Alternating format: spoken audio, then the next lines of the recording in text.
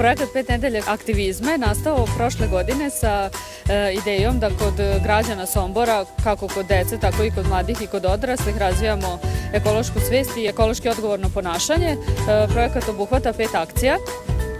Prva akcija bila je naš kanal i ona je podrazumevala čišćenje obale i samog Bačkog kanala. Druga akcija nazvana je Neću plastičnu kesu i podrazumevala je razgovor sa građanima Sombora o štetnosti plastičnih kesa i prilikom te akcije su gimnazijalci delili građanima ekotorbe.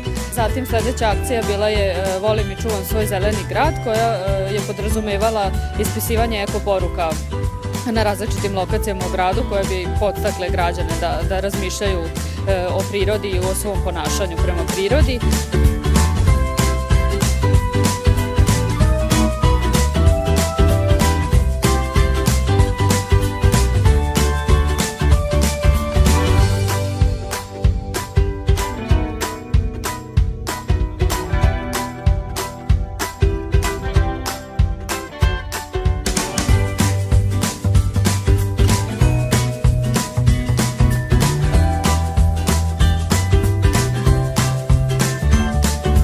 Četvrta akcija je ekomural, koja će podrazumevati izradu, kao što se i zove, ekomurala u dvorištu gimnazije, koje će ostati tu i podsticati učenike gimnazije i sve koje dolaze u školu na odgovornije ponašanje prema prirodi, prenosit će neku ekološku poruku. I poslednja akcija je Posadi drvo, gde ćemo u saradnji sa pokretom Gorana Sombor ozeleniti neki prostor u gradu, još uvek ne znamo tačno koji, ali ćemo u saradnji sa njima odrediti lokaciju.